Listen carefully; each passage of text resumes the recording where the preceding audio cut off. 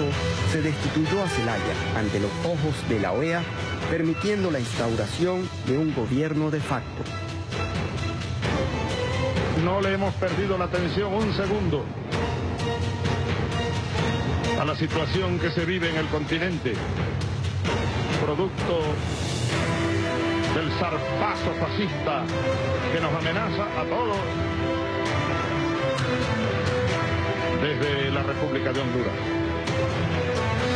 Y es necesario que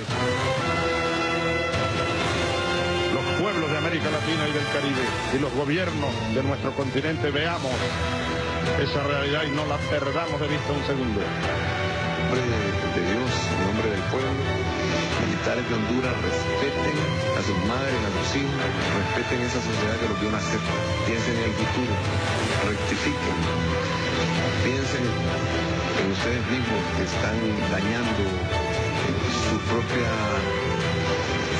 derechos, están violentando los derechos más sagrados de una sociedad que es el derecho del pueblo a escoger, a elegir y a gobernar como soberano. Ustedes son unos agresores, pueden rectificar a tiempo para iniciar un proceso que conforme y vuelva a la calma a nuestro país. Más adelante, en el año 2010, se fragua otro intento de derrocamiento, esta vez en Ecuador, contra el presidente Rafael Correa, pero fue abortado por grupos comprometidos con la democracia.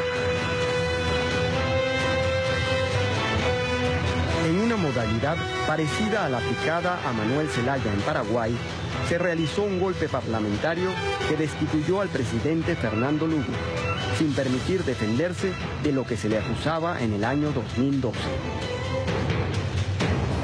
Hoy no es Fernando Lugo el que recibe un golpe. Hoy no es Fernando Lugo el que es destituido. Es la historia paraguaya, su democracia, la que ha sido herida profundamente, en la que han sido transgredidos todos los principios de la defensa, de manera cobarde, de manera alevosa, y espero que sus ejecutores tengan presente la gravedad de sus hechos.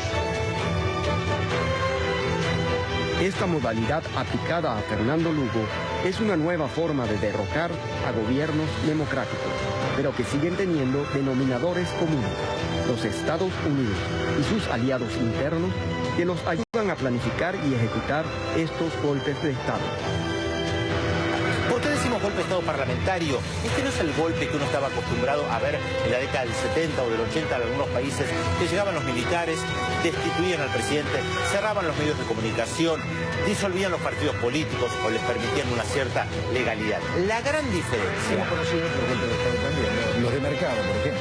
También, pero la gran diferencia en este caso que vimos en Honduras, en Ecuador, en Bolivia y ahora en Paraguay, que lo que se plantea por parte de aquellos que destituyen al presidente o intentan destituirlo, es plantear que él está violando la Constitución.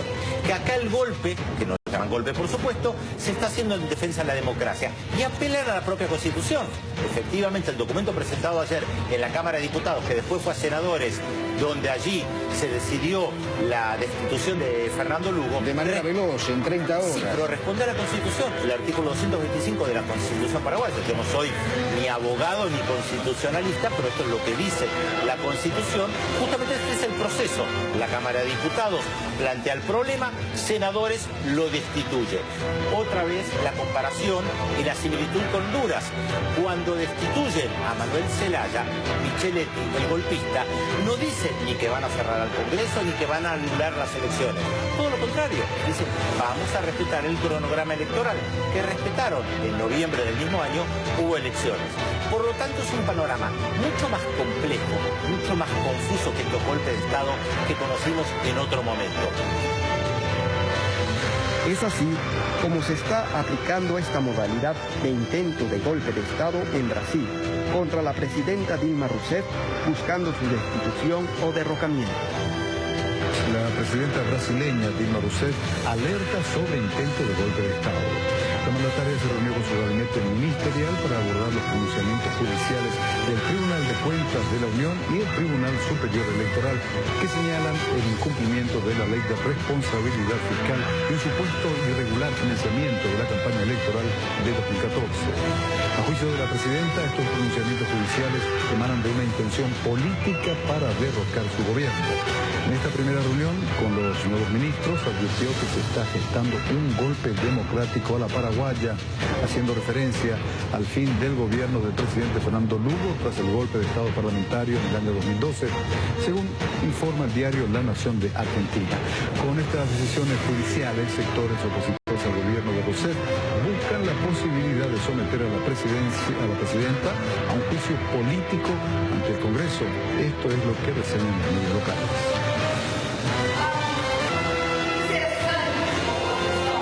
Ahora la oposición muestra su ansia de poder.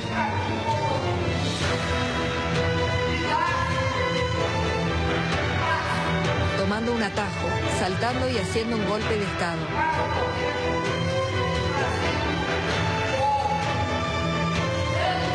Y digo hacer porque es todo artificial.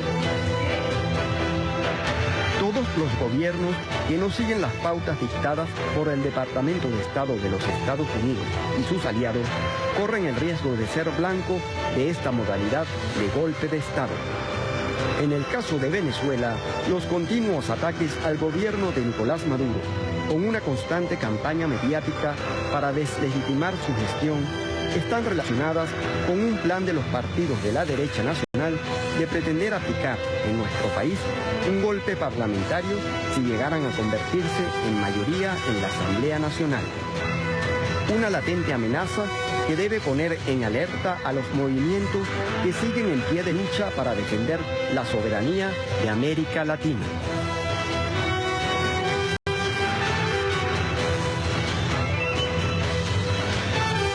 Se hace todavía más interesante realizar una reflexión sobre los diferentes hitos, al menos en este siglo XXI, en Latinoamérica, de intentonas de golpe de Estado. Estas intentonas de golpe de Estado tienen diversas metodologías, ¿no? Lo veíamos en el video, golpes de Estado legislativos, Paraguay, separatismos, como la Media Luna en Bolivia, golpes de Estado clásicos con secuestro del presidente, como el caso de Honduras, golpes de Estado como el que se dio en Venezuela mediático, con el Carmonazo, preparado y ayudado, por cierto, por CNN, que habla de unos muertos en una grabación que todavía no habían sido asesinados. Vemos lo que está pasando con la intentona de golpe de Estado, hace poco la conmemoramos. Conmemoramos también los caídos en Ecuador a través, en aquel caso, de la fuerza policial.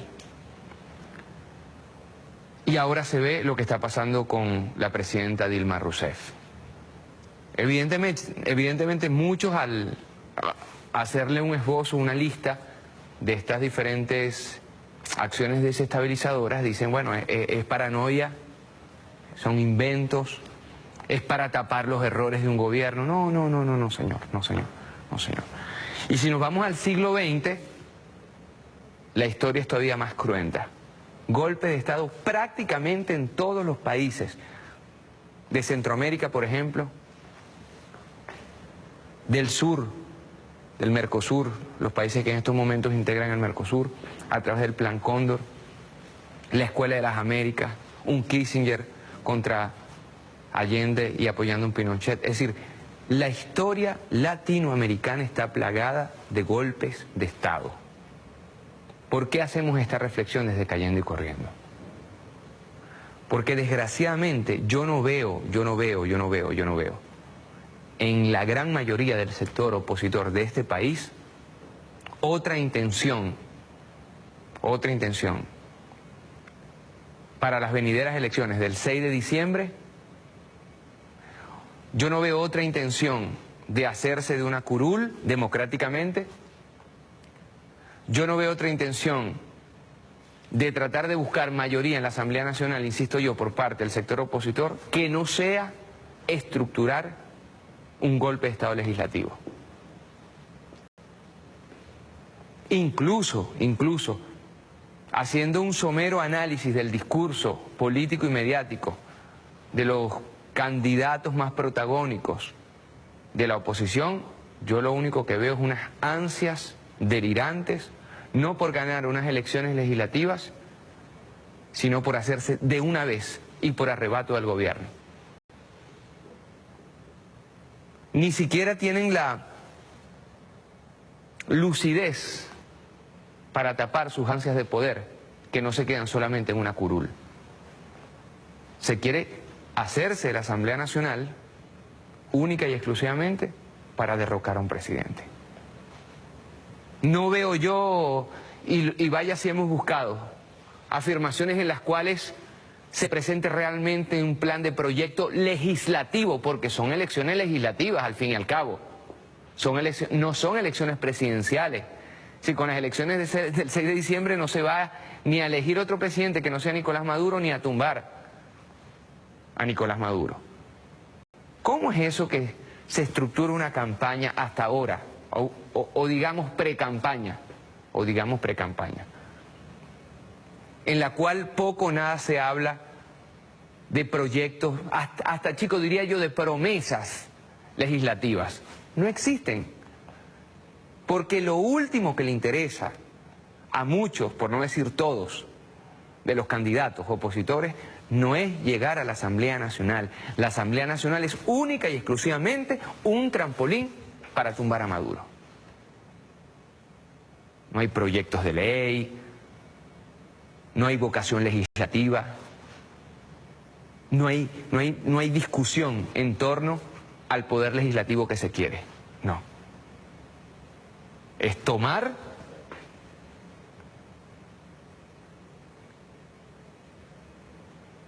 la rabia de muchos venezolanos por la actual situación económica y convertirla en voto para simplemente llegar a una Asamblea Nacional e inmediatamente comenzar un plan desestabilizador contra el actual gobierno.